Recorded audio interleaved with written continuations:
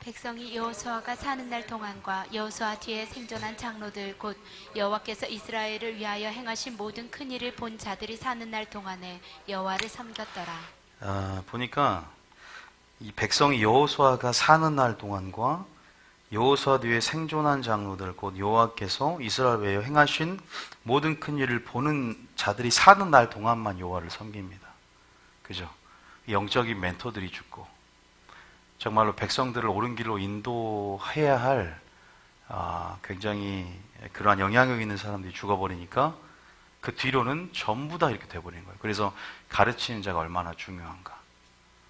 결국은 이런 영적 암흑 시대가 온 이유가 여호수아가 죽었단 말이에요. 그리고 그 뒤에 생존한 장로들, 이스라엘 위에 행하신 모든 큰 일을 본 자들이 사는 날 동안만, 다시 말해서 재생산에 실패했다는 거예요. 재교육에 실패했어요. 8절 읽어볼게요. 8절 시작. 여호와의 종 눈의 아들 여호수아가 110세에 죽음에 9절에 무리가 그의 기업의 경내 에브라임 산지 가스아산 북쪽 딥낫 헤레스에 장사하였고 10절에 그 세대의 사람도 다 그 조상들에게로 돌아갔고 그 후에 일어난 다른 세대는 여호와를 알지 못하여 여호와께서 이스라엘을 위하여 행하신 일도 알지 못하더라. 다른 세대는 여호와를 뭐한다? 알지 못했다. 그리고 여호와께서 이스라엘 행한 일을 알지 못했다. 우리가 마땅히 행할 길을 자식들에게 가르치라 그랬잖아요. 자문에. 마찬가지입니다. 교회에서도 영적 아비된 자들, 가르치는 자들이 마땅히 행할 길들을 가르쳐야 되는데 그런 부분에서 지도자의 부재가 이렇게 심각한 결과를 초래합니다. 한 집안에서도, 한 교회에서도 이 영향력들이, 한 사람의 영향력들이 엄청나죠. 그래서 우리가 라오디게아 교회 문제도 그렇고 설교하면서 문제의 원인들을 어디에 찾아봤죠? 말씀을 가르치는 자들의 어떤 영적 무지에 대해서, 무지 때문에 또 그들이 사람의 계명과 교훈을 삼아 가르치니 사람을 헛되이 경배하게 만들고 소경되게 만들고 그러한 부분에서 우리가 알 수 있습니다. 그래서 보면 7절에 그러한 부분에서 이제 원인이 시작되었다 알 수 있어요. 다시 말해서 뭐가 서지 않았다는 거죠? 하나님 말씀이 그들 가운데 삶의 중심으로 자리 잡지 못했다는 거예요. 하나님 말씀이 그들의 삶의 중심으로 자리 잡지 못했기 때문에 사사기 이러한 결과를 초래한 사사기 마지막 보면 사사기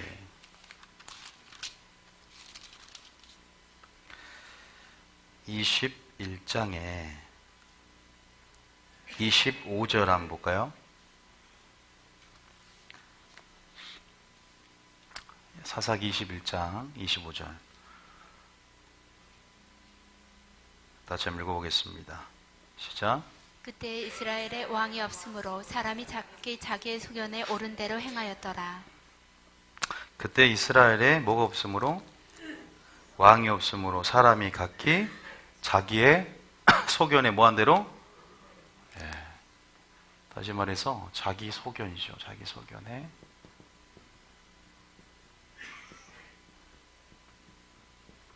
옳은 대로. 이게 뭐예요?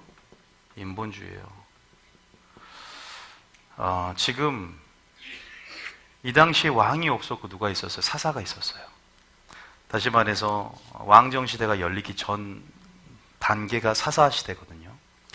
여호수아가 죽고 이스라엘 백성이 계속 언약을 떠나 범죄하고 주님 앞에 범죄하기 때문에 하나님이 이방 백성들을, 이방 민족을 하나님의 도구로 사용하여서, 징계 도구 사용하여서 이스라엘 백성을 치잖아요. 이스라엘 백성들이 그런 어떤 이방 민족의 압제하에서 부르짖습니다. 그래서 부르짖다 보니 하나님이 누굴 보냅니까? 사사를 보내요. 사사를 보내서 또 사사가 치리한 동안은 또 순종하며 살아요. 그래도 사사가 죽으니까 또 뭐예요? 문제가 생기는 거예요. 이런 식으로 계속 반복이 되더라 이 말이에요. 패턴이. 이 악순환의 고리가 끊어지지 않고 계속 이런 패턴이 반복되는 것이 바로 사사시대다. 다시 말해서 저도 여기서 보면 한 사람의 영향이 얼마나 중요한가라는 생각이 듭니다. 그래서 셀원들에게는 셀장의 영향이 굉장히 중요하고, 교회에서는 뭐 목사님의 영향력이 중요하고, 또 교회 학교는 선생님의 영향력이 굉장히 중요한 것 같습니다. 그래서 그런 부분 안에서 우리가 성경을 통해 또 참고해 볼 수 있는 것 같아요. 한 사람의 영향력이 얼마나 중요한가. 분명한 건 또 한 사람이, 성경에 보면 물론 이것은 악영향을 말할 수 있지만, 한 사람이 천을 감당하고 만을 감당하는 그러한 선한 영향력도 분명히 있다면, 여러분들 한 사람이 100을 감당하고 만을 감당하고 천을 감당한 사람에게 축복합니다. 준비가 돼야 된다는 거죠. 항상 모든 악한 영향력도 있지만 선한 영향력도 있는 거거든요. 그래서 여러분들이 우리의 사사기를 통해서 배울 수 있는 교훈도 굉장히 많아요. 왜 사사기, 오늘날이 영적 사사시대라고 하는데, 이런 사사시대의 어떤 그러한 영적인 어떤 패턴들이 오늘날도 유사하다는 거죠. 그런 부분 안에서 우리가 얼마나 다음 리더자들을, 후계자를 양성하는 것들, 그리고 셀장이라든 리더들을 양성하고 교육시키는 것들, 굉장히 한국교회 개혁의 열쇠고 또 굉장히 숙제입니다. 굉장히 그런 부분이 굉장히 중요해요. 그래서 지금 하나님도 예수님도 나도 한 일을 너도 할 것이 보다 더 큰 일도 하리니 말씀하시고 12제자를 세우고 자기 혼자 사역하지 않고 70의 제자를 세우면서 출소할 군들을 세워가시는 리더십을 볼 수가 있어요.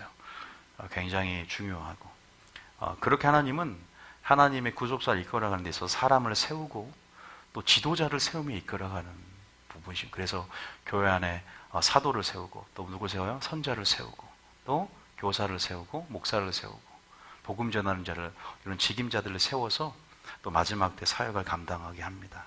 그래서 사사기 문제점을 한번 살펴보고 원인을 규명해 보는 게 굉장히 중요해요. 그래서 여러분들이 사사기의 주제라고 할 수 있는 뭐죠?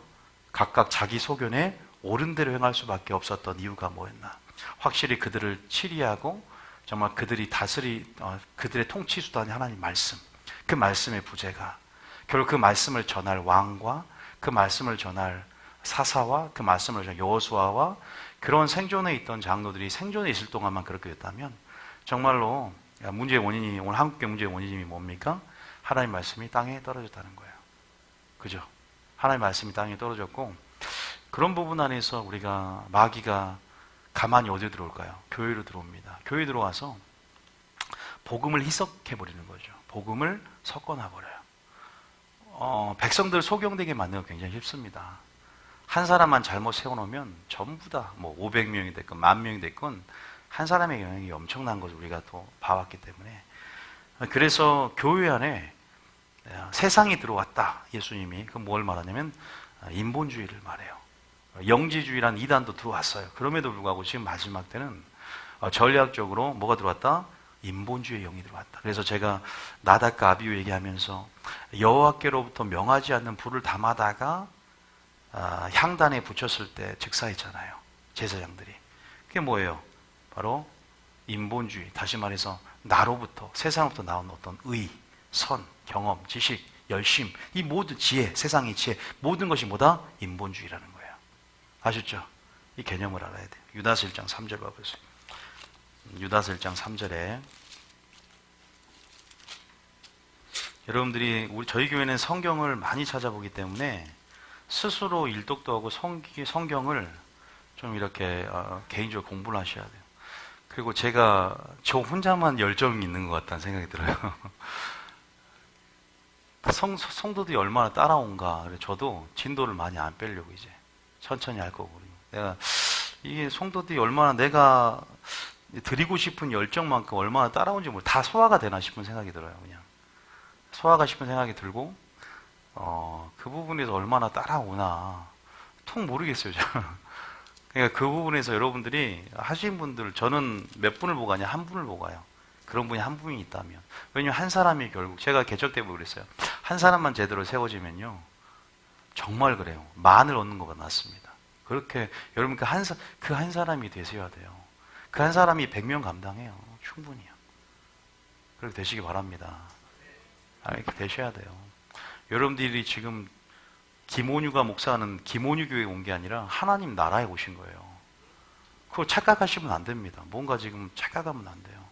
여러분들을 위해서 지금 하는, 자신을 위해서 오는 거기 때문에 제가 하라 해서 한 게 아니라 하나님의 음성으로 듣고 하나님의 그런 음성으로 취하며 그 사항들을 반응해 가는 게 굉장히 필요해요. 제 마음, 흥분된 마음, 또 이렇게 그런 부분들 제가 그냥 갖는 게 아니라 때로는 하나님이 저를 감동시켜서 주고 싶기 때문에, 사람을 통해 역사하기 때문에 또 넘치는 양식일 수 있어요. 여러분들이 과분한 양식일 수 있고. 왜냐하면 다 이해를 해야 되니까. 그런데 또 연령대도 틀리시고 또 못 알아먹는 사람도 있고 믿음의 분량도 틀리고, 그래서 제가 그게 또 초신자에 맞출 수 없는 부분이기 때문에 여러분들이 두세 번 또 들어보는 것도 굉장히 필요한 부분인 것 같아요.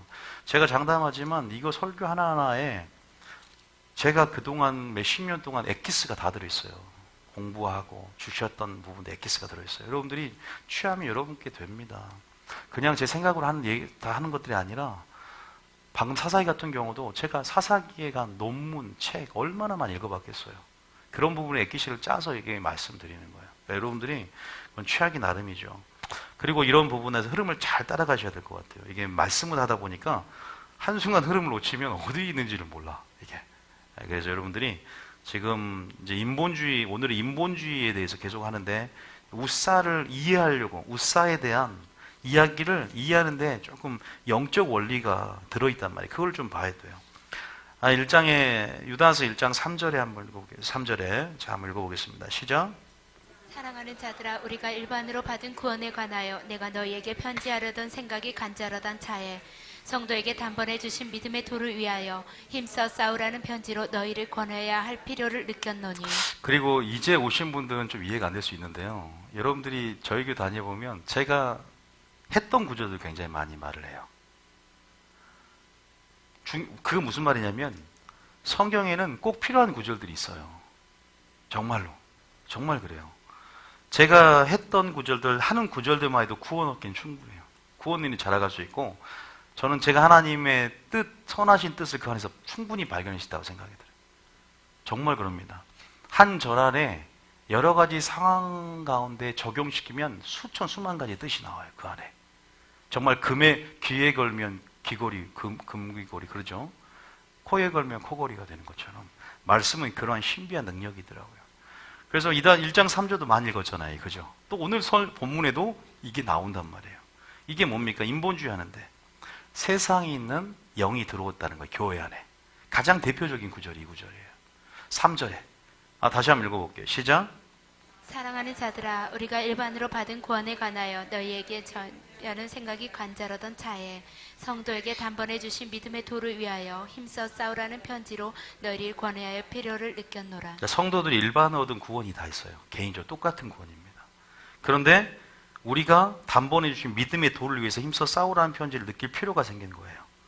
굉장히 심각한 상황이 들어갔어요. 물론 문맥은 영지주의지만 지금 말하는 것은 뭐냐면 소견에 옳은 대로 성도들이 행한다는 거예요. 사사시대처럼. 왜 그런지 봤더니 교회 안에 뭐가 들어왔어요? 인본주의 영이 들어왔어요. 근데 어떤 흐름이 들어왔다는 거예요. 그게 뭐냐? 몇 사람들, 이게 지금 한국교회 안에 또 마지막 때가 되면 될수록 만연해질, 또 배도의 흐름을 만들어내는 어떤 근본적인 어떤 세상이 있는 사조라 그러죠. 그것들이 교회 안에 들어온 거예요. 그래서 4절 읽어보면 거기는 사람이라고 표현하는데 이게 마귀입니다. 마귀 하수인들이에요. 의의 일꾼으로 무장한 하수인들.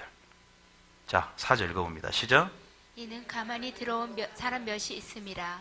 그들은 예적부터 이 판결을 받기로 미리 기록된 자니 경건하지 아니하여 우리 하나님의 은혜를 도리어 방탕한 것으로 바꾸고 홀로 하나이신 주제 곧 우리 주 예수 그리스도를 부인하는 자니라. 3절 4절만 읽어보면 한국교회 문제가 딱 나오는데 눈치채셨어요?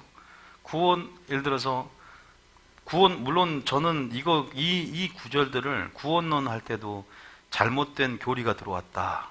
그래서 구원론이 잘못되니까 믿기만 총간다고 하니까 사람들이 어떻게 된다? 은혜를 방탕한 것으로 바뀌어서 은혜가 능력이 아니라 경건치 않게 사람들이 변해버린다. 두 번째는 인본주의 영이 들어오니까 인본주의 영 폐단이 뭐예요? 경건하지 않게 돼버린다. 이 문제는 뭐냐? 경건하지 않게 돼. 이 유다서의 주제는 경건하지 않은 자에게 심판이 있다는 거예요. 근데 문제는 뭐냐면 은혜가 경건하게 하나님을 섬기는 능력이잖아요, 우리가. 그런데 그 은혜를 방탕한 것으로 바꿔버려요. 불강력적인 은혜가 아니야. 저항할 수 없는 칼빈의 불강력적인 은혜. 충분히 은혜를 바꿔버릴 수 있는데 우리가 은혜를 거절해서 은혜는 우리를 압도해서 성도를 견인한다는 거죠. 천국으로. 이거 잘못된 거예요. 언제 우리 자유의지를 갖고 은혜를 거절하고 은혜에서 벗어날 수 있거든요. 그렇잖아요. 불강력적 은혜 맞아요? 우리 은혜를 세결권으로 바꿀 수 있잖아요. 살면서. 그런데 칼빈의 불강력적 은혜는 성도들이 어떻게 살아도 하나님 우리 은혜가 우리를 이끌어서 무조건 천국으로 인도한다는 거예요. 불강력. 우리가 항거할 수 없다는 거예요. 완전 웃기죠. 그죠? 그런데 그 은혜를 방탕한 것으로 바꿔버리고 다시 말해서 우리를 어떻게 만들어버린다? 하나님의 말씀만이 다른 거가 우리가 어떻게 만든다? 경건하지 아니하게 만들어버린다. 여러분 3절 4절이 무엇을 말하냐? 지금 교회 안에 이런 일들이 일어나고 있다는 거예요. 믿음의 돌로 위해서 힘써 싸우시기 부탁드립니다. 여러분 안에 사사시대 같은 먼저는 교회 탓할 것도 없고 세상 탓할 것도 없고 내 자신이 지금 영적 사사시대의 흐름을 타고 있지 않나. 나는 내 기준이 뭔가를 살펴봐야 됩니다. 나를 통치하고 다스리는 것이 하나님의 말씀이 될 줄 믿습니다. 성령에 굴복하고 진리에 굴복하면서 진리가 나를 이끌 수 있도록 하나님의 영으로 인도하심을 받는 자들이 되어야 될 줄 믿습니다. 이렇게 내 자신이 서면 돼요. 그러면 내 자신 개인들이 모여서 최소단인 가정을 이루고 가정에서 사회, 가정이 변하면 또 사회가 변하고 교회가 변하면 세상이 변할 줄 믿습니다.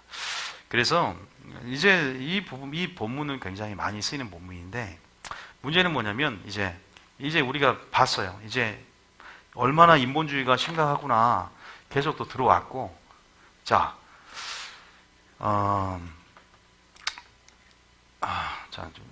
나답과 아비후 자 제가 두 개를 비교한 나답과 아비후가 왜 하나님께서 불을 내려 이를 태워버렸습니까?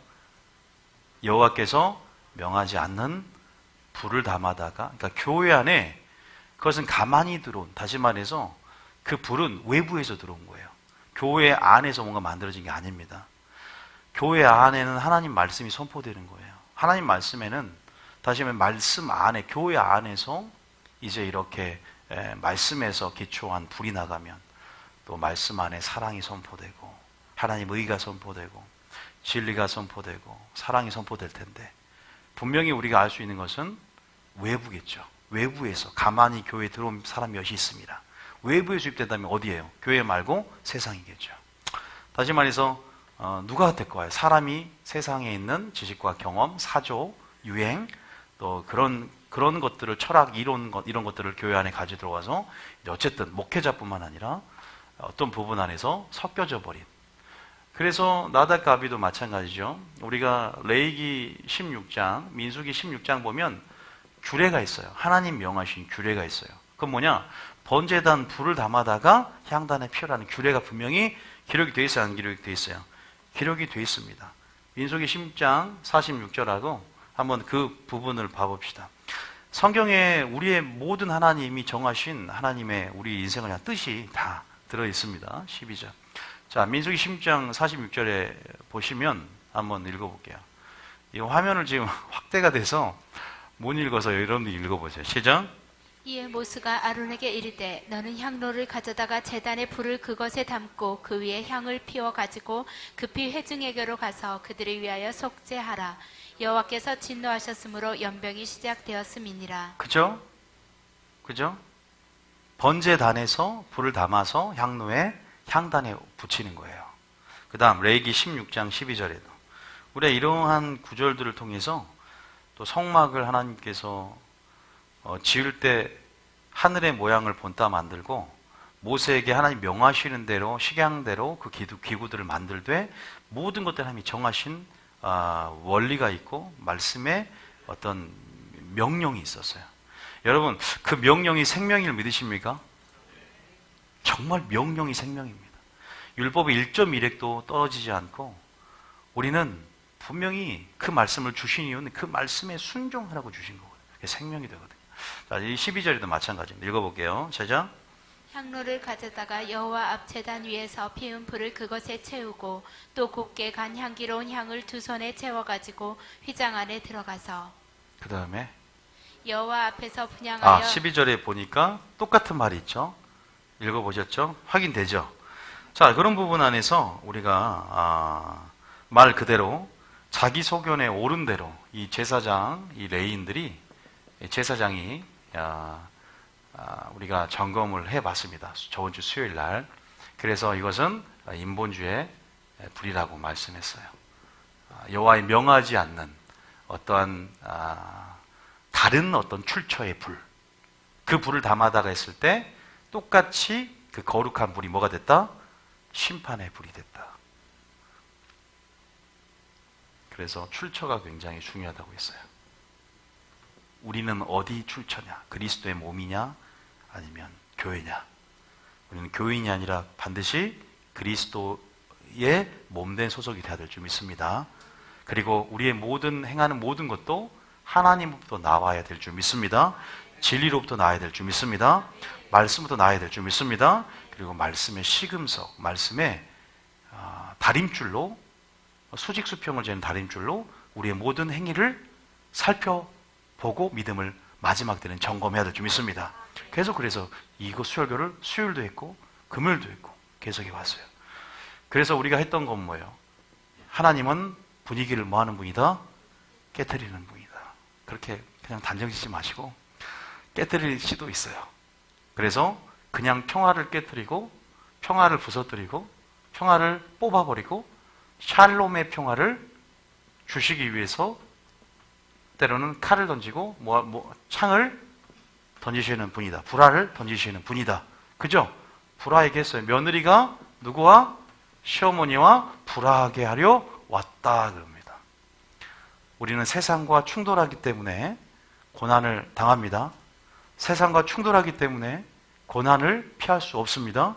세상과 충돌하기 때문에 우리는 분명하게 여러분들이 그런 부분 안에서 하나님 뜻 안에 서기 위해서는 칼과 창을 들어야 되고 그 분위기를 깨뜨리고 뽑아야 되고 무너뜨리고 파멸시켜야 그 이후에 하나님 나라를 세우고 건설하게 될 줄 믿습니다.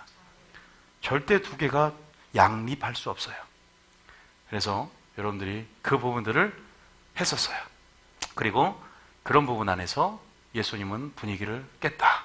그래서 위임식이 굉장히 축제의 위임식이 장례식이 됐다. 자, 그런데 그만큼 제사장의 영향력들이 막강했기 때문에 하나님께서 이 부분들 안에서 이것들을 불을, 심판의 불, 소멸하는 불, 하나님의 공의를 드러내줘야, 하나님의 성품을 드러내줘야 얘들이 하나님의 성품을, 거룩함을 드러내지 훼손했던 부분들 안에서 이 공의를 드러내줘야 하나님이 바로 소멸하는 불이구나. 반드시 그 심판의 불로서 나타내 명령들을 하지 않았다는 것은 사랑이 없어서가 아니라 공의를 드러내줌을 통해서 하나님이 누군가를 보여줬고, 그래서 하나님께서 그런 부분 안에서 영향력이 백성들에게 있는 이 제사장의 영향력들 가운데 무엇이 너희들이 어떻게 살아야 된다, 순종할 때 바로 축복이 있고, 너희들이 그런 불순종 가운데 하나님의 공의 가운데 그러한 저주나 심판이 올 수 있다는 것을 분명히 백성들에게 각인시켜주는 어떤 퍼포먼스가 됐던 그러한 일들이 있을 수 있다. 동일한 부분이 하나가 있어요. 그게 뭐다? 우사 사건이다. 우사 사건. 자, 다윗과 사울의 차이점이 뭔지 아세요? 이제 우리가 사사시대가 끝납니다. 뭔 시대가 열려요? 왕정시대가 열립니다. 하나님께서는 이스라엘 백성이 왕을 요구하는 걸 원하지 않아요. 그런데 다시 말해서 하나님께서는 하나님이 왕이 되길 원했기 때문에 이들이 왕정시대를 여는 것을 원하지 않았어요. 그건 선하시고 온전하고 기쁜 뜻이 아니에요. 그런데 왕을 허락하셨죠. 허락하신 뜻입니다. 허락은 하셨어요. 물론 선하신 뜻대로 나갈 수 있지만 이 허락하신 뜻 안에서 그럼에도 믿음으로 반응했을 때 이 왕정시대 가운데 누가 태어나요? 다윗이 태어나고, 다윗을 때 누가 나옵니까? 예수님이 다윗의 씨로 이세 줄기 산 싹이 남에 예수님이 태어나잖아요. 합력해서 뭘 이뤄요? 선을 이루잖아요. 여러분이 잘못 선택해도 허락하신 뜻 가운데 들어가도 믿음으로 반응하고 하나님은 길을 만들어줄 줄 믿으시기 바랍니다. 오히려 더 선한 역사가 일어날 수 있어요. 안 믿는 남편을 선택했는데 그것들이 잘못된 허락하신 뜻 안에 있을 수 있겠죠. 잘못된 선택일 수 있고, 그럼에도 그 남편을 정말로 크게 만들 수 있어요. 믿습니까? 완전히 상황을 뒤집어 볼 수 있는 거죠. 그 뭐 목사님 만들어준다든가 내가. 왜 웃어요? 남편이 목사님 될 수 있지. 하나님은 불가능을 가능을 만드시는데 비웃습니까? 하나님을? 사라 그러잖아. 네가 비웃었느냐? 아니 안 비웃었는데 비웃었잖아요. 하나님 비웃으면 안 돼요. 자, 어쨌든 그런 부분 안에서 여러분 생각을 해보십시오. 왕정 시대 가운데 이제 다윗하고 사울 다음에 누구예요? 다윗이에요. 근데 사울과 다윗의 특징이 뭐냐면 사울은 언약에 관심이 없어요. 뭐에 관심이 없다? 언약에 관심이 없어요. 사울은 결국 말씀을 버림으로 하나님께 버림받습니다. 그런데 다윗의 관심사는 뭔 줄 아세요? 성전이에요. 다윗의 관심사는 하나님입니다. 다윗의 관심사는 하나님의 아름다움이에요. 다윗의 관심사는 언약궤입니다. 그래서 이 언약궤를 어디로? 다윗성으로 갖고 오려고 그랬어요. 여러분들이 우리가 다윗의 장막 들어봤죠? 다윗의 장막, 아니 노래 말고 다윗의 장막이 뭔지 아십니까? 예? 뭐 물어보면 몰라요. 들어봤는데 다윗의 장막은요 임시청막이에요. 무슨 임시청막이냐? 언제까지? 솔로몬 성전이 건축되기 전까지 다윗성에 세워진 임시천막입니다. 휘장이 없고 그냥 천막 안에서 다시 말해서 형식적인 걸 제하고 말 그대로 본질 안에, 구약 안에 신약의 어떤 하나님이 원하시는 어떠한 그런 모형이 감춰져 있는, 넌짓이 드러나 있는 예배 모습들이 다윗의 장막이에요. 임시 천막이라 이 말이야. 그러니까 휘장 앞에, 바로 여기서는 언약궤 앞에서 다윗이 찬양팀을 만들고 그 수가 어마어마하죠. 그래서 24시간 찬양을 드리고 신령한 노래를 하면서 해만과 아삽과 여두둔 그러한 어떤 선견자들을 딱 팀장으로 세워놓고 이렇게 해서 하는 거예요. 근데 어쨌든 여기다가 이 언약궤를 일단은 모셔오고 싶은 거야. 근데 언약궤가 어디 있어요 지금? 원래 이 언약궤가 어디 있어요? 여러분 알다시피 가나안 땅에 이동식 성막을 갈고 이 언약궤가 지금 어디에 있는 거예요? 어디 있습니까? 어디에 보관? 가나안 땅에 들어와서 어디에 보관한 줄 아세요? 어디에 뒀을까요? 아니 바로 말고 그거는 이제 블레셋 전쟁 가운데 뺏긴 다음에 아비나답 기럇 여아림에 있는 아비나답이라는 레이지파 집에 놔둔 거야. 20년 동안 모셨다 그러고 들어봤을 거예요. 20년 한 60년 이상이에요. 최소. 잘못된 거예요. 근데 뭐냐? 실로에다 보관한 실로. 가나안 땅에. 자, 성경 봐봐. 여호수아 18장. 여호수아 18장이죠. 언약궤 이동 경로를 조금 말씀드릴게요. 언약궤 이동 경로를 좀 알아야 이 우사 이 사건이 이게 정말 이게 좀 입체적으로 여러분들 가운데 들어올 수 있어요. 어차피 시간 많으시죠? 이거 시간 쫓기면 이렇게 설교 못합니다. 이런 배경도 조금 알려드리고 수요일은 칠판 설교니까 자 18장 1절 한번 읽어볼게요. 시작. 이스라엘 자손의 온 회중이 실로에 모여서 거기에 회막을 세웠으며 그 땅은 그들 앞에서 돌아와 정복되었더라. 그렇죠. 회막을 세웠다. 우리가 이 말씀의 근거에서 처음에 실로에다가 딱 둬요. 여러분 알다시피 그런데 이제 실로에 있는 것들을 어디에 가져와요? 여러분 엘리 대제사장 때 아시죠? 엘리 대제사장 때 아들이 있어요. 홈리와 비나스는 아들이 이 불량배 같은 이 아들이 여러분도 알다시피 블레셋과 전쟁을 합니다. 그죠? 블레셋과 전쟁을 하면서 이 싸움이 지금 열세에 있다 보니까 무엇을 가져와라? 언약궤만 가져오면 이기는 거예요. 언약궤만 있으면. 언약궤가 뭘 상징합니까? 하나님의 임재를 상징합니다. 하나님의 임재와 영광을 상징하는 언약궤를 딱 갖고 오면 이길 줄 알고 갖고 왔는데 어떻게 돼요? 저버릴 뿐만 아니라 홈리와 비네아스가 죽고 직사하고 이거 블레셋에게 빼앗겨 버립니다. 자, 여기서 언약궤가 뭘로 쓰입니까? 여기서 언약궤가 바로 부적으로 쓰입니다. 여러분 언약궤는 부적이 아닌 줄 믿습니다. 교회가 부적이 아닌 줄 믿으시기 바랍니다. 부적이 되는 순간 십자가가 부적처럼 경건의 모양만 있는 거죠. 경건의 능력이 나타나야 될 줄 믿습니다. 부적이 되는 거예요. 굉장히 위험한 신앙들이 굉장히 많습니다. 어쨌든 이 언약궤가 중요해요? 언약궤 하나님이 중요합니까? 언약궤 하나님이 중요한 거예요. 언약궤가 있다고 해서 복을 받는 것이 아니라 언약궤를 보고 따라가는 삶이 중요해요. 언약궤를 모시는 것. 아비나답과 오베데돔이 나오는데 이따가 얘기하겠지만 언약궤를 있다는 것 자체, 언약궤를 가져왔다는 것 자체, 좋은 교회 다닌다는 자체가 내 구원을 보장하고 하나님이 함께한다는 어떠한 그러한 공식이 성립되지 않습니다. 여기서 진짜 말 그대로 부정 역할을 하는 거였어요. 근데 우리가 보시면 삼상 몇 장입니까? 삼상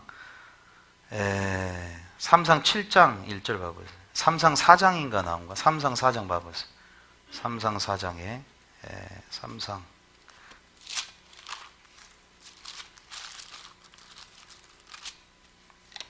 삼상 4장에 보면 3절에 있죠. 3절에. 자, 삼상 4장 3절에. 좀 안 덥습니까? 4장 3절에. 시작.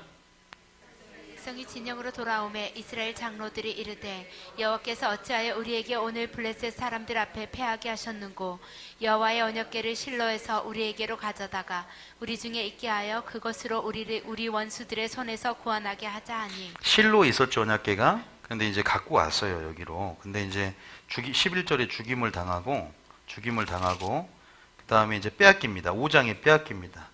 5장에 빼앗겨서 어느 지역으로 갑니까? 이제 블레셋 지역으로 딱 돌아갑니다. 블레셋 지역으로 빼앗겨서 가는데 알다시피 여러분들 알다시피 이런 성경 보니까 아벡, 아스돗, 다곤의 땅, 가드, 에굴 다 블레셋 땅 이름이에요.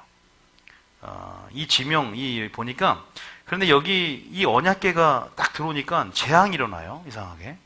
그리고 다곤의 신상에 머리와 손이 잘려 있어요. 다음 날. 그리고 독종이 생겨. 종기들이 막 생겨요.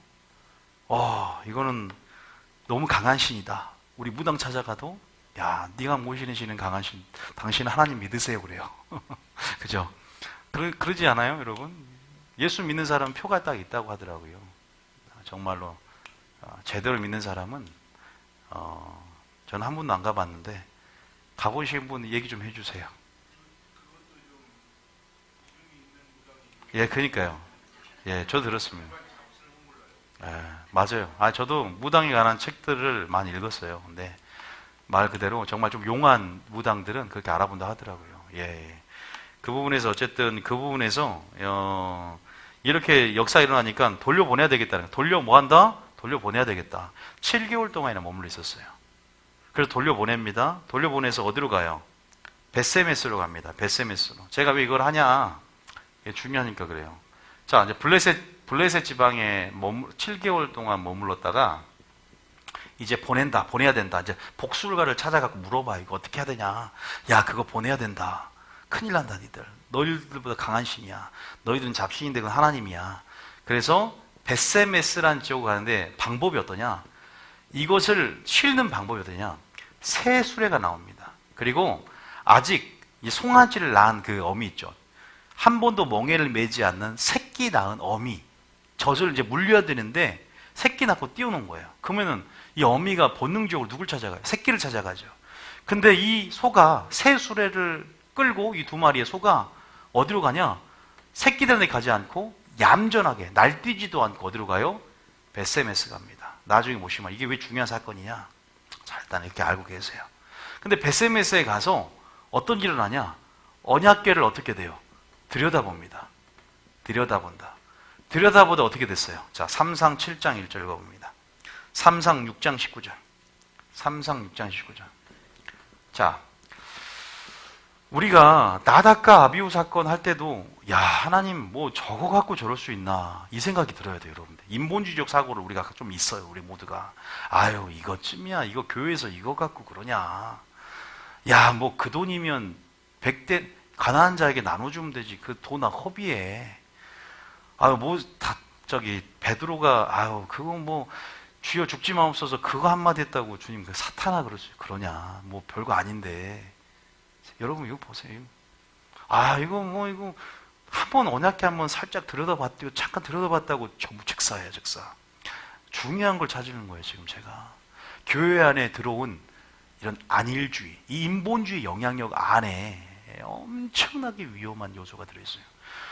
여러분, 이 천국과 지옥 가는 거 종이 한 장 차이인 거 아십니까? 똑같은 하나의 말씀에 순종하면 축복, 똑같은 하나의 말씀에 불순종하면 저주. 이거 아십니까? 이게 한 구절, 넌 하와를 보고 깨달아야 돼. 하와를 보고.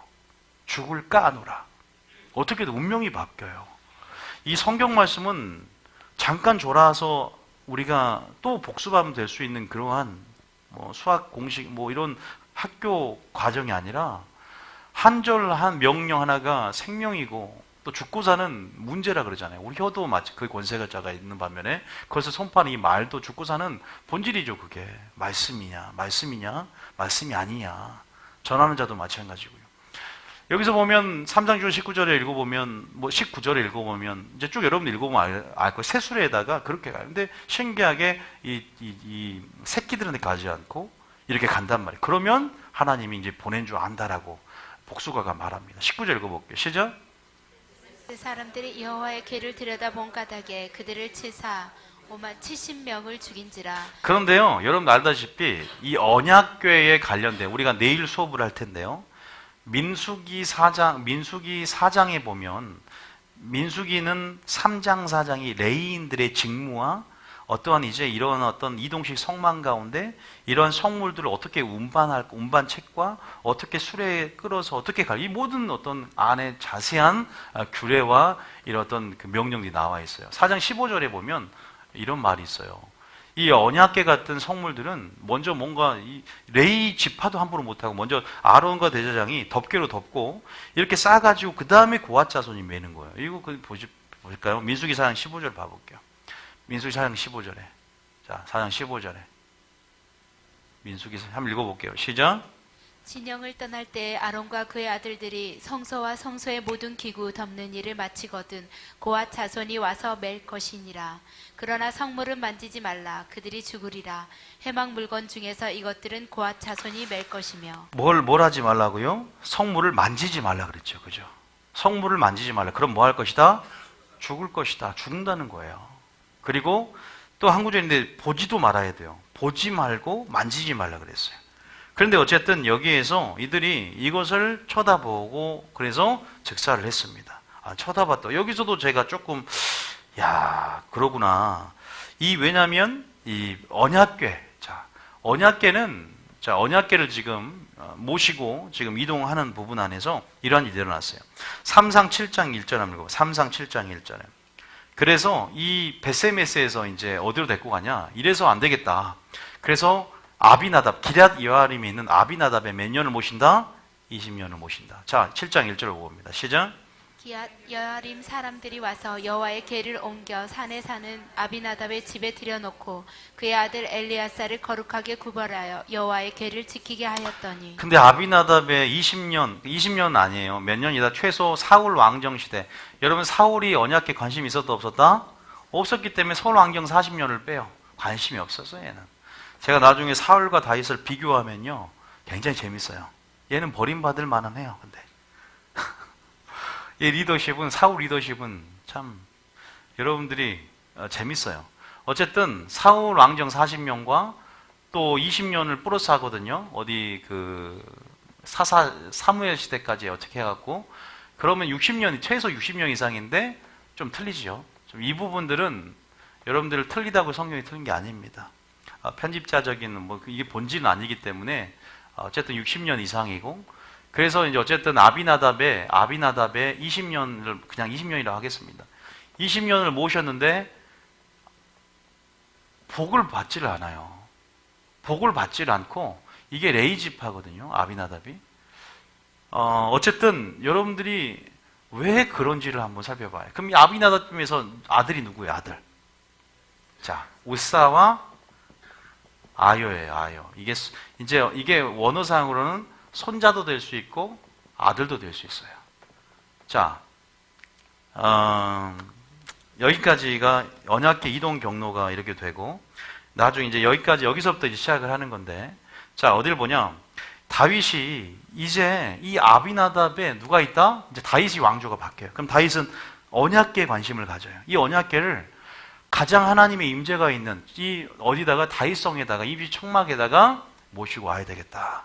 솔로몬 성전을 짓기 전에 항상 성전에 올라갈 기뻐했고 우선순위가 항상 하나님 나라를 구하고 항상 하나님의 임재 가운데 머물기를 원했기 때문에 임재를 상징하는 언약궤를 가져와야 된다. 그런 왕은 잘 될 줄 믿습니다. 그런 교회는 잘 될 줄 믿으시기 바랍니다. 그러한 가정은 잘 될 줄 믿습니다. 누굴 중심으로 모시고 사느냐. 그런데 아비나답은 복을 받은 소리가 없어. 모시고 와도 부적이면 안 돼요. 모시고 와도 능력을 체험하고 그 복을 받아 누린 사람이 있어. 그게 누구인 줄 아세요? 오베데돔이라고 있어. 오베데돔. 아비나답은 20년 동안 권사직분 해갖고 축복받는 게 없어. 근데 오베데돔은 3개월 초신자인데 그냥 복을 받아갖고 그 아들들 성전 문지기로 그 레이지파들이 그냥 쫙 역대상 보면 그 아들들이 성전 문지기의 축복뿐만 아니라 복을 받은 내용들이 쫙 기록이 되어 있어요. 3개월인데. 그러니까 문제는 뭐냐, 본질이 뭐냐, 기간이 중요한 것이 아니라 그다음에 상태가 중요하다. 제가 그 얘기했잖아요. 우선순위 가운데 오래 믿은 게 중요한 게 아니에요. 오래 모신 게 중요한 게 아니라 여러분 이게 부적이 된 거예요. 오래 믿어서 미지근해지면 라오디게 교회 되지 않았을까? 네, 그러니까 나중에 보면 아비나답 이 집에서 웃사가요 어떻게 됐어요? 여기에서 모시고 나와요. 아비나답의 아들이에요. 웃사가 손자기도 하고. 자, 그 장면을 한번 봅시다. 그 어디 나왔냐? 이 역대상은 누구 얘기다? 다윗 이야기예요. 누구 얘기예요? 역대상은 다윗 얘기예요. 다윗 얘기. 한번 다윗 얘기 중에 중간 정도에 역대상 13장에 이 언약궤를 모시고 온 장면이 나와요. 근데 자, 역대상 13장. 인본주의 얘기하려고 그러는데 인본주의. 아니, 하나님 뭐 겨우 그것 때문에 그런 일을 행하십니까? 그걸 생각할 수 있는 거. 사람이 보기엔 바르나 필경 하나님 보시기에 사망의 길이 있을 수 있는데 우리가 생각하는 그것이 하나님 보시기에 굉장히 큰 일일 수 있다는 것을 좀 인식하고자 하는 관점에서 지금 이런 설교하는 거예요. 자, 한국교회가 너무나 그런 일들을 저지르고 있어요. 불만 타오르면 야, 똑같은 불인데 주님 보시기에는 이거 여호와께서 명하지 않는 불이야. 똑같이 모양은 똑같은데 능력이 있고 없고가 차이가 있어. 있습니까? 우리가요 정말로 이거 성품을 잘해야 돼요. 지금 여러분들에게 오늘 가르칠 하나님의 성품 뭘까요? 사랑이 아니라 뭐다? 그러니까 사랑뿐 아니라 뭐다? 공의에 대해서 알려야 되는 거예요. 나닷과 아비유 이거 사랑입니까? 죽였는데 공의 가운데 하나님께서 소멸하는 불과 같은 그 공의의 성품을 인식을 해야 마지막 때를 준비하고 균형 있게 살아갈 수 있습니다. 그러니까 두렵고 떨림이 있어야 되는 거예요. 다윗이 웃사를 죽였을 때 어떤 감정이 있어요? 두려움이 있더라 그랬어요. 못 모셔와. 이거 큰일 하겠다. 그래서 오베데돔 집에 맡기는 거야. 야, 이거 하나님께 이렇게. 근데 뭐예요? 그날도 축제일인데 뭐가 돼요? 장례식이 된 거예요. 똑같은 거예요 지금. 나닷과 아비우나. 그 본문을 보자 이거죠. 대상 13장 이해되셨죠? 이 흐름을 이해하고 어차피 우리가 지금 성경을 이게 뭐 역사를 공부하는 건 재밌어요. 그래서 읽어보는 거니까 역대상 13장에 언약궤동에 실패한 사건이 나와 있습니다. 그래서 14장 1절에 이제 당회를 했어요. 천부장, 백부장이 다 모아서 의논해. 근데 당회에서 모았다고 해서 뭔 쓸데없는 얘기를 했는지 모르겠어요. 어쨌든 그 마음은 좋아. 근데 하나님께 묻질 않아. 결국 여기서부터 문제가 생긴 거예요. 하나님이 개입이 안 돼 있어요, 지금. 지들끼리 당회하고 뭐예요? 어떻게 해서 어쨌든 7절에 좀 읽어보겠습니다. 자, 그런데 7절에 한번 읽어볼게요. 7절 시작. 하나님의 궤를 새 수레에 싣고 아비나답의 집에서 나오는데 웃사와 아이오는 수레를 몰며. 자, 한 가지 물어봅시다. 블레셋에서 그 언약궤를 보낼 때 어디에 실었어요? 새 수레에 실었죠. 그때는 자, 새 수레에 실었습니다. 그때는 근데 수레에 실었다고 해서 어떤 일이 일어난 건 없었어요. 그죠? 그때는 누가 이거 우리가요 이 역사를 통해서 하나님의 성품과 일하심들을 그 인생의 모든 문제가 감춰 있다는 게 그런 거거든요. 누가 실었느냐? 지금 이 수레를 싣고 보내는 주체는 블레셋 사람들이에요. 그리고 지금 이 수레 또 지금 새 수레에 실었어요. 또 똑같이 또 이것은 주체는 블레셋이 아니라 이제 믿는 자, 거기다가 하나님의 성물을 담당할 레이지파, 아비나답, 그리고 그 아들들, 그들이 세술에 실었어요. 세상 사람들과 우리가 똑같은 죄를 지어도 심판이 크다는 거, 심판이 다르다는 거 아셔야 돼요. 그거 기억하셔야 돼요.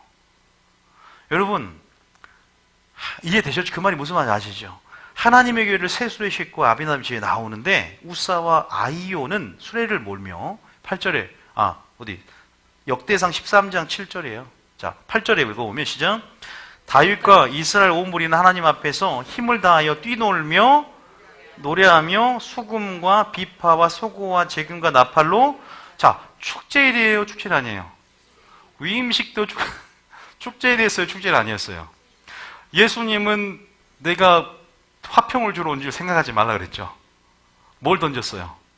불안하게 왔고 창을 던졌고 칼을 던져요. 분위기 깨러 오신 분이에요. 또 분위기 깨는 사건이 일어난 거예요. 이런 축제일날 이걸 한번 보자는 거죠.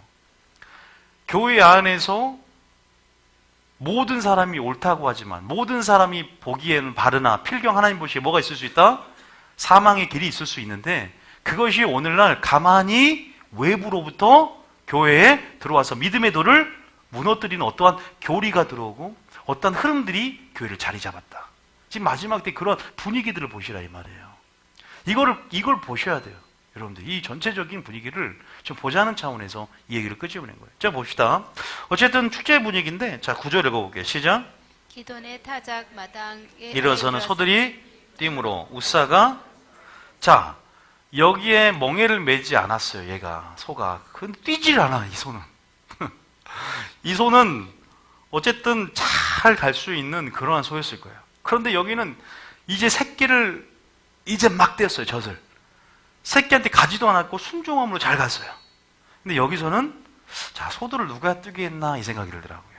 하나님이 낮추고 시험하사 어떤 모든 상황 가운데 여기에서 소가 뛰었을 때 하나님이 개입하지 않았나 생각이 저는 들었어요. 어쨌든 뭐 어떤 사람 모피의 법칙으로 설명한 사람이 있던데 소들이 띠므로 소들이 띠므로 우사가 손을 펴서 어떻게 돼요? 기돈의 타작, 나곤의 타작마당입니다. 기돈의. 그래서 이쪽에 지금 기본적으로 지금 오는 거예요. 기본적으로 지금 오고 있는 지금 이 상황 속에서 우사가 손을 펴서 아까 민수기상 15절에 하나님이 정하신 원래의 기준이 있습니다. 예수님이 우리에게 모든 말씀하신 것은 기준인 줄 믿습니다. 내가 너희를 사랑한 것 같이 사랑하라. 말과 행동과 생각으로. 그럼 그 예수님을 바라보며 말씀에서 그 사랑을 배워야 될 줄 믿습니다. 그 기준을 딱 마지막 잡고 있어야 돼요. 사랑하란만 말했잖아요, 예수님이. 그렇게 되니까 지식으로만 보니까 그러죠. 성경 66권 통해서 구약에도 예수님이 있잖아요. 실체로서, 그림자로서. 그럼 전체 66권 안에 흐르는 진리의 흐름, 그 흐름을 타고 기준이 자리 잡아야 돼요. 뜻 안에 무장이 돼 있어야 돼요. 하나님을 아는 만큼 예배자가 되는 거죠. 그죠? 조용히사님 그러죠? 하나님 아는 만큼이에요.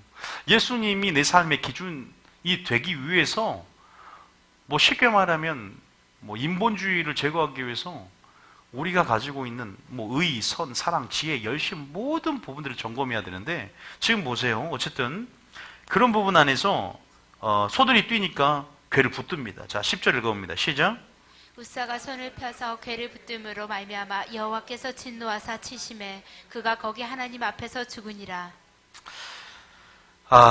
여러분들 보시면 알겠지만 지금 언약궤가 이렇게 이동을 합니다. 그러면서 하나님께서 진노합니다. 하나님의 진노를 그 공의 가운데 만족시킬 만한 무엇이 없어요.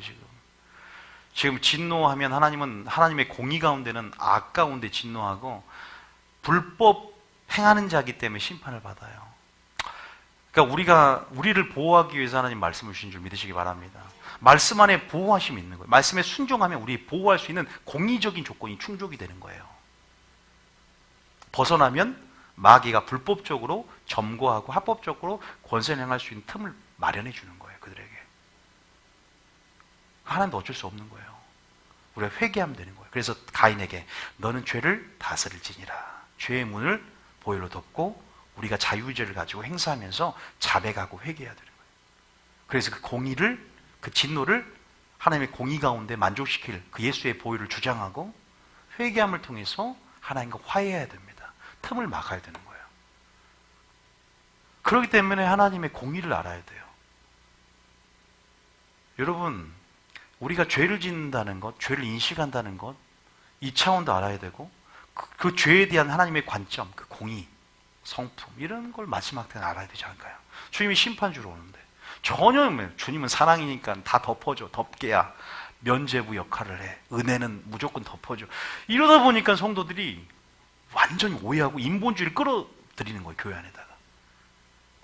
그러니까 질서도 사라지고, 파괴되고, 하나님 나라가 뭔지, 말대로 장사는 소굴인지, 그냥 다 친목단체인지, 사교 모임인지, 종교인지, 그러려면 교회가 능력이 사라지니까. 모양은 있었는데, 능력은 사라지고. 하나님 없는 당회예요. 이거 보니까. 13장에 보니까. 언약 이동할 때도. 하나님의 명령 가운데, 정말 초대교회 역사 회복하자. 어떠한 모든 부분들을 조직이라는, 모든 부분들을 프로그램이라는 이것이 우상이 돼버려서 하나님의 흐름을 딱 막아버리고 우리의 사고가 딱 하나님의 흐름을 제한시켜버렸어요. 막아놨어요. 못 들어와요, 하나님에서. 하나님의 성령 흐름이 지배해서 끌고 갈 수가 없어. 사람이 이미 인위적으로 이게 제도를 만들어놨거든. 예산을 쓰는 것뿐만 시작해서 전제는 뭐예요? 목회자가 하나님의 음성을 듣고 나가야 돼요. 성도들도 마찬가지예요. 성령 인도하심을 따르면서 나가는 부분이 있어야겠죠. 목회자는 마음 먹고 자기의 야망을 실현하고 하나님 나라가 아니라 자기 왕국을 실현하고 나가는 부분에 이걸 악용한다면 하나님이 심판하겠죠. 그 부분들. 그런데 바른 취지와 또 하나님의 말씀을 가지고 지금 마지막 때 회복해야 될 거는 우리 연약하기 때문에, 물론 정말로 어느 정도 프로그램과 어느 정도 이러한 틀들을 갖추며 또 하나의 본질을 우선시하면서 나아갈 수 있는 부분에서는 기능적으로 또 도울 수 있지만, 이 주가 되는 게 문제지. 부가 되는 게 문제고. 무엇이 주인가? 자, 이런 상황에서 우리가 인본주의라는 게 참 얼마나 위험한가? 우리의 지식과 경험이 자, 다시 말해서 다윗은 옛날에 블레셋 때 새수레를 끌었을 때 이 지식이 말씀 맞으면 된다, 안 된다? 안 될 줄 믿으시기 바랍니다. 이 지식과 경험이 말씀하시면 안 돼요, 교회 안에서도. 믿습니까? 항상 말씀의 명한대로 행하시기 바랍니다. 여기 중요하지 않을까요? 한번 생각해 볼 문제 같아요. 새수레에 끌었을 때 해도 아무 일 없더라. 그러니까 또 새수레를 가져다가, 근데 여기서 이제 원인을 알아요. 다윗이, 내가 그때 언약궤를 매라고 하지 않았구나. 이거 딱 뒤에 15장이 나오거든요. 증거가 나와요. 자, 어쨌든 여러분들이 그래서 이거를 딱 그 지식과 경험, 여기다가 지식, 빨간 펜으로 지식과 경험과 열심, 요 세 가지, 요거 위험하다. 이렇게 해서 부동을 해놓고 하나님 말씀, 그리고 하나님의 말씀, 그리고 하나님 명하신 뜻, 이것이 여러분의 삶을 지배하기를 원합니다. 이해되시죠? 여러분 이거 아는 것 같지만 그러기 위해서 갑자기 알아지는 게 아니라 그러한 삶의 습관을 갖고 마리아의 영성을 소유해야 되고 모이기를 힘써야 되고 말씀을 듣는 경험들 안에서 계속 반복적이고 집중하고 몰입하면서 그 삶의 영혼의 스케줄을 짜며 방식을 취해야 될 줄 믿으시기 바랍니다. 그래서 저는 수요일날 이렇게 먼 거리에서 들고 모이기 힘쓰는 게 대단하다는 생각이에요. 하나님께서 하나님의 영의 감동으로 해서 이분 이끄셔서 듣게 하시는구나. 저도 마찬가지 이렇게 설교할 수 있는 자리가 저도 은혜죠. 저도 이걸 다시 한번 성령을 통해서 듣고 마음속에 다시 한번 회개하면서 다시 한번 마음을 다잡잖아요. 마지막 때. 마귀는요, 마지막 택한 자를 미혹하고 틈 있는 자를 합법적인 권세 행하려고 여러분들 분명하게 그 틈을 찾으려고 애쓰고 있는데 말씀 무장된 사람들은 틈을 못 찾고 항상 진리 안에 자유할 줄 믿습니다. 문제가 없는 것 같아요. 전혀. 왜? 그분의 성품 사랑뿐 아니라 공의와 정의를 깨닫고 주님의 일하시는 방식과 경영하는 방식을 깨닫기 때문에 그분의 허락하신 뜻뿐만 아니라 선하고 온전하고 기뻐한 뜻이 무엇인지 항상 이해하려고 하고 분별하려고 하기 때문에 하나님이 상한 자에게 열어준다니까. 믿습니까? 친밀함을 경외하는 자에게 비밀 언약을 계시해 준다니까요. 믿습니까? 아버지가 하는 것들을 너에게 알게 주리라. 깊은 것도 통달하게 하고. 믿습니까? 그러 주신다니까. 여러분 주셔요. 사모하니까, 저와 여러분이 사모하니까 오늘 하늘로부터 이로부터 말씀이 임할 줄 믿습니다. 성경에 또 이것을 열어주는 거겠죠. 조명과 계시 가운데. 그래서 인본주의. 우리는 이 축제일이 이렇게 그 제단을 살았던 축제의 불이 심판의 불로 바뀌고 한순간이구나. 아, 베드로가 주를 살아계신 하나님의 아들입니다. 칭찬했는데 바로 빠져있잖아요. 사단아 너희로 물러가라. 한순간이구나. 성령으로 고백했다가 마귀의 말에서 사단아 너희로 물러가라. 한순간이구나. 한순간. 아, 천사장이었다가 교만해서 루시퍼가 마귀가 되는 거 한순간이구나. 한순간입니다. 어제 제가 영화를 한편 보는데 감옥 영화를 한번 봤어요. 감옥에. 근데 내가 순간 죄를 지어서 감옥에 간다면, 내 삶이 순간 바뀌는 거잖아요. 나 이게 자유롭게 살다가 감옥에 가면, 막 그 생각이 들어요. 감옥에만이 내가 순간 무슨 잘못을 저지른 거나, 누가 싸움을 해갖고 어떻게 해서 감옥에 갇혔다 그러면 자유를 제한받고 여기서 어떻게 내가 순간 내 위치를 생각해보고 내 감옥에 답답해서 어떻게 살까? 그런 생각을 해보니까 경계가 딱 되는 거예요. 한순간에 내 인생이 바뀔 수 있잖아. 내일 아침에 눈 떠 보니 내가 뭐 범죄에 연루될 수도 있고. 그러니까 하여튼 사람이라는 게 우리 운명도 말씀 한 절을 순종해서 정말로 생명을 얻은 사람이 있고 한 절을 불순종해서 하와처럼 생명을 잃어버린다면 여러분 그래서 의식을 해야 되는 게 굉장히 중요한 것 같아요. 하나님 의식하며 산다는 것. 임재의식, 존전의식, 코람데오 정신. 하나님이 있는 것처럼 항상 의식하며 산다는 것. 그리고 우리가 항상 마귀는 의식하지 못하게 만들고 기억하지 못하게 만들고 깨닫지 못하게 만들고 그래서 항상 말씀을 좌우로 치우치지 않기 위해서 묵상하고 가까이 하면서 하는 방식이 가장 좋은 방식인 줄 믿습니다. 그런 것 같아요. 소돔과 고모라 로처럼 보고 들음으로 의가 상했듯이 심령이 상했듯이 항상 무엇을 보느냐 이런 어떤 부분 안에서 우리가 어떻게 살아갈 것인가 생각이 좀 들었는데 제 말에 좀 공감이 되셨어요? 예, 어쨌든 보세요. 어쨌든 지금 그런 부분 안에서 이것도 생각 한번 해보시라 이 말이에요. 어쨌든 지금 이렇게 진행하다 보니까 이제 이 아비나답의 아들 우사가 충분히 레이지파로서 배울 수 있었는데 복을 못 받은 이유를 딱 알겠어요. 오베데돔은 3개월 동안만 오베데돔 3개월 동안 모셨는데도 큰 축복을 받은 것들이 역대상 이 후반절에 굉장히 많이 나오거든요. 오베데돔의 자식들, 후손들 뿐만 아니라. 근데 이제 후사와 아요가 어쨌든 이러한 방법으로 직사를 당합니다. 그러니까 어떻게 되냐? 자, 12절 읽어볼게요. 시작. 역대상 13장 12절입니다. 시작. 그날에 다윗이 하나님을 두려워하여 이르되 내가 어떻게 하나님의 궤를 내 곳으로 오게 하리요 하고. 바로 이 감정이에요. 다윗이 누굴 두려워해요? 하나님을 두려워합니다. 다윗이 깨달은 거예요. 그래서 오베데돔을요 좀 옮겨올 수가 없는 거야. 이제 또 자식이 무슨 일이 생길까 봐. 자, 13절. 자, 시작. 다윗이 궤를 옮겨 자기가 있는 다윗성으로 메어들이지 못하고 그 대신 가드 사람 오베데돔의 집으로 메어가니라. 자, 14절에 하나님의 궤가 오베데돔의 집에서 그 가족과 함께 석 달을 있으니라. 여호와께서 오베데돔의 집과 그의 모든 소유에 복을 내리셨더라. 아비나답 집과 오베데돔의 집을 비교하시기 바랍니다. 여러분 오래 믿은 것, 이것 공로의식 이런 거 옛날 일을 자랑하지 마시고 오늘 최고의 믿음이 되시기 바랍니다. 적게 믿어도 정말 진실과 정직, 주님은 중심을 보시고 시간의 차이가 아니라 얼마큼 주님을 사랑하고 아니요 언약궤가 그들에게 부적이 아니라 오래돼서 미지근해지는 것이 아니라 매너리즘이 아니라 정말로 언약궤를 자체가 아니라 언약궤에 계신 하나님을 바라보고 그 말씀을 따르는 다시 언약궤를 모셨다는 것은 뭐냐면 언약의 말씀대로 그대로 순종하며 살았다는 것을 의미하는 거예요. 원래가 믿습니까? 기억하시기 바랍니다. 14장에 15장에 읽어 1절 이게 다윗의 장막 얘기예요. 시작.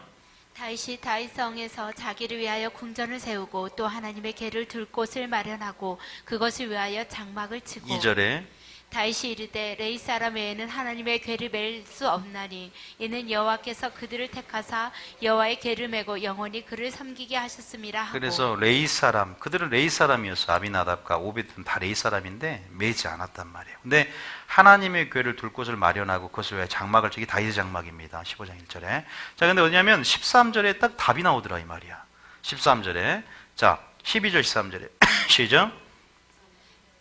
그들의 12절부터 시작. 그들에게 이르되 너희는 레위 사람의 지도자이니 너희와 너희 형제는 몸을 성결하게 하고 내가 마련한 곳으로 이스라엘의 하나님 여호와의 궤를 메어 올리라. 전에는 너희가 매지 아니하였으므로 우리 하나님 여호와께서 우리를 찢으셨으니 이는 우리가 규례대로 그에게 구하지 아니하였음이라. 그때는 너희가 뭐 하지 않았다? 수레에다가 싣고 와서 너희들이 소가 뛰니까 그냥 인본주의적으로 붙들었단 말이에요. 우리 같아도 붙들어요. 붙들었는데 하나님 그거보다 더 중요한 게 뭐예요? 하나님 말씀대로 명하는 대로 우리가 살아가는 것. 하나님은 거룩하기 때문이에요. 그 임재는 거룩을 상징하는데 우리가 그런 부분 안에서 그 거룩한 하나님을 보이는 삶을 살고 전하는 삶을 사는데 우리가 우리의 인본주의적 생각과 그것보다 더 중요한 것은 하나님의 생각이고 하나님의 명령인 줄 믿으시기 바랍니다. 그거 굉장히 중요한 것 같아요. 그래서 저는 성경 말씀 한 구절 한 구절이 생명임을 알고 우리가 나가야 되지 않을까. 너희가 성경에 있는 말씀을 더하면 내가 모든 성경의 재앙을 너에게 더해버릴 것이요. 네가 성경 말씀을 빼면 내가 생명책에 네 이름을 지워버리겠다. 그러니까 빼버렸다. 네 이름을 빼버렸다 그랬어요. 이 계시로 나온 말씀입니다. 신명기에 나온 말씀이고 이 저주가, 이 축복이. 다시 말해서 규례대로 그에게 구하지 않았다. 규례대로 나오죠. 또 뭐냐 15절에 모세가 여호와의 말씀을 따라 명령한 대로 레위 자손이 채 하나님의 궤를 꿰어 어깨에 맨 이제 명령대로 이제 나가는 거야. 그러니까 이제 너 춤춰 이제 노래하는 거야 이제 막. 바지가 벗겨져 갖고 춤추는 게 여기 나와 이제 바지가 벗겨지는 장면이 그 후에 이제 제대로 이제 두려움 가운데 왜 처음에 두려웠는데 복을 받았어요 이제 그 복 받은 거 보고 이제 와도 되겠다. 하나님께서 그런 부분 안에서 이제 다윗이 그런 어떤 선한 어떤 영향력 하나님께서 그 어떤 진노 가운데 누그러졌다는 걸 확인하고 이제 그 부분에서 데리고 와서 누가 없인 여기 29절에 미갈이 아내가 다윗 왕이 이 속옷이 바지가 벗겨지는 거 보고 춤추며 뛰노는 것을 보고 마음에 없인 여겨서 이제 자식이 못 낳는 이제 저주를 딱 내려버리잖아요. 여러분 보십시오. 자, 16장부터는 이제 이 찬양팀 만들고 날마다 3, 7절에 전부 다 보세요. 이제 뭐 언약궤 앞에서 아삽과 형제들 축제가 일어납니다. 자, 무엇을 말씀하는 거예요? 따라합니다. 분위기를 깨신 하나님. 한 번 더 읽겠습니다. 마태복음 10장입니다. 13장 제일 마지막 절. 마태복음 10장이죠. 마태복음 10장.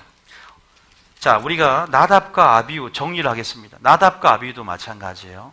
우사의 사건도 마찬가지입니다. 우리가 이런 부분 안에서 제일 몇 장이 10장 몇 장에 나와 있죠? 34절. 34절.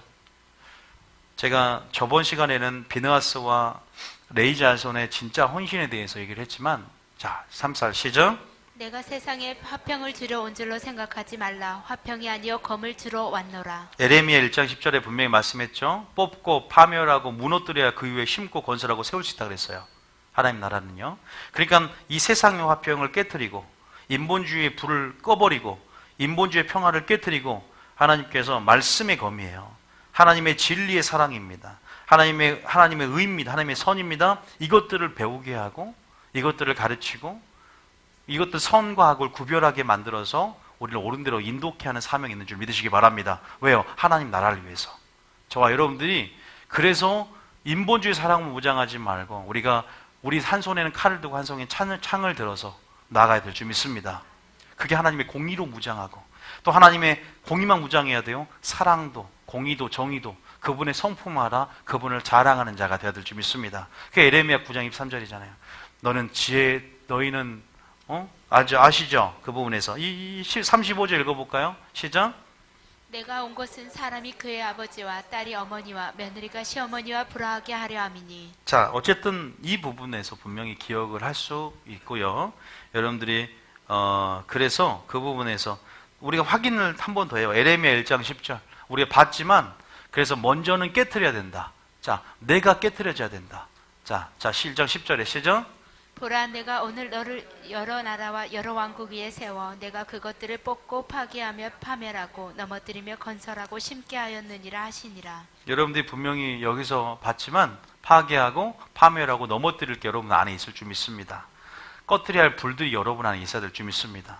내가 세상에 있는 무엇을 교회에 가지고 들어왔다면 내가 다시 한번 하나님 말씀을 것을 꺼뜨리고 말씀의 불, 여호와께서 명하신 대로 명하신 불, 또 하나님께서 그러한 나는 괜찮지만 사람 보기엔 바르지만 그것들이 어떠한 가만히 들어온 마귀, 배후에 있는 마귀의 무엇이 아니라 우리가 정말로 그것도 영적 분별력을 가지고 예수님 같은 영적 분별력을 가지고 그 배후를 볼 수 있고 사탄아 그럴 때 그 속을 볼 수 있고 너희 속에 송장이 가득하다. 그런 예수님의 분별력을 가지고 이 실체를 깨닫고 말씀의 빛으로 무장해서 우리가 다시 한번 주님께서 우리에게 명하신 사랑과 선과 의와 이러한 진실과 정직 우리가 자신을 무장해야 될 줄 믿습니다. 우리가 굉장히 무장을 해야 될 때예요. 이게 굉장히 심각한 상황인 거 아셔야 돼요. 마지막 때 이런 일이 일어난다 그랬어요. 그래서 사단도 자기를 의의 일꾼으로 광명한 천사로 무장해서 교회 안에 침투될 거다. 교리의 모습으로 또 교리 같은 걸로 그 다음에 정말 그대로 의의 일꾼으로 무장해서 사람들을 어그러지 말로 미혹하게 해서 내 신부들 다 더럽혀 버릴 것이다. 조심해라. 사도 바울이 에베소 교회 떠날 때도 그 말이 어그러지 말로 너희를 미혹할 교회를 무너뜨릴 자들로 일어나게 될 거라. 주와 그 은혜의 말씀께 부탁하나니 네 자신을 말씀 위에 세우라고 말합니다. 우리가 마지막 때는 하나님의 뜻으로 무장해야 될 줄 믿습니다. 우리는 인본주의 아니라 무조건 신본주의로 나가야 될 줄 믿습니다. 아셨죠? 사사시대처럼 자기 소견에 뭐한 대로 옳은 대로 행한 것이 아니라 우리는 하나님 말씀이 그러하면 멈추고 하나님 말씀이 가라면 가야 되는, 그래서 하나님의 뜻으로 먼저는 뜻을 행하기 전에 그 뜻을 이해하고 하나님의 선하고 온전하고 기뻐하는 뜻이 무엇인지를 분별하는 저와 여러분이 되기를 축복합니다. 아셨죠? 제가 다 또 못했어요.